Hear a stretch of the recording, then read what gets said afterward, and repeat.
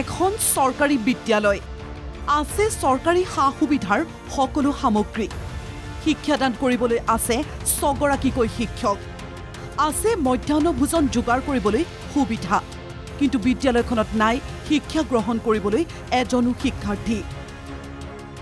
হয় ঠিকই শুনিছে এইখন বাক্সা জিলাৰ অঞ্চলী ছোৱালী এমই বিদ্যালয় হাবি জংঘলেৰে ভৰি পৰিছে বিদ্যালয়খনৰ চৌহদ প্ৰতিদিনে নিৰ্দিষ্ট সময়ত নিয়মীয়াকৈ বিদ্যালয়ত উপস্থিত হয় শিক্ষক শিক্ষয়িত্ৰী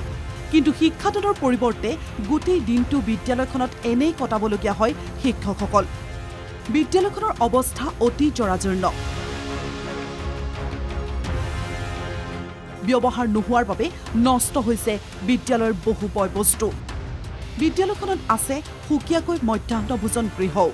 কিন্তু ভোজন গৃহত শিক্ষাৰ্থীৰ অভাৱৰ বাবে পৰি ৰৈছে সামগ্ৰীসমূহ শিক্ষাৰ্থীৰ বাবে খেলৰ সামগ্ৰীও উপলব্ধ আছে বিদ্যালয়খনত নাই কেৱল শিক্ষাৰ্থী বিগত শিক্ষাবৰ্ষত মাত্ৰ 7 গৰাকী শিক্ষাৰ্থী বিদ্যালয়খনত আছিল যদিও বৰ্তমান শিক্ষাৰ্থীৰ সংখ্যা শূন্য দুখৰ বিষয়ে তাৰমানে আমাৰ এই ছাত্ৰ-ছাত্ৰী বহুতে আছিল কিন্তু স্কুলৰ তাৰমানে আন্তঃগাঁথনি দুৰ্বলৰ কাৰণে বহুত ল'ৰা ছোৱালী আধাতে গুচি যায় আৰু ইভাৰতেও হেতি ব্যতিক্ৰম নহয় আৰু ৰাতিপুৱা প্ৰায় 8:30 আৰু 9টাৰ ভিতৰতে আহোঁ আমি আহি প্ৰায় আমি 3টামান বজাত যাওঁ ছাৰৰ লগত আমি যোগাযোগ কৰি থকা হৈছে নে বিষয়ে এইটো তাৰমানে বেছি দিন নহয় আৰু আমাৰ যিহেতু ছাত্ৰ ছাত্ৰী আছিলে কিন্তু ছাত্ৰ ছাত্ৰী কমৰ কাৰণে তেওঁলোকে ঘৰ দুৱাৰ ভাঙাৰ কাৰণে তেওঁলোকে গুচি এই বছৰ নহ'ল এইবাৰ এপ্ৰিলতো আছিলে আমাৰ ফাৰ্ষ্ট টাইম কিন্তু লাষ্টত তেওঁলোকে গুচি গৈছে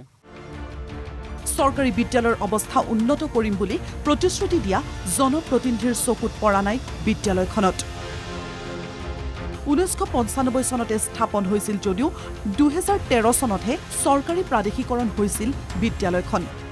এতিয়া যেন বিদ্যালয়খনৰ শিক্ষকসকলে শিক্ষাদানৰ বিপৰীতে বিদ্যালয়খনৰ ৰখীয়া ৰূপেহে দৰমহা লাভ কৰিছে পৰ্যাপ্ত শিক্ষাৰ্থী নাই কিন্তু বৰ্তমানলৈ একত্ৰীকৰণ কৰা হোৱা নাই বিদ্যালয়খন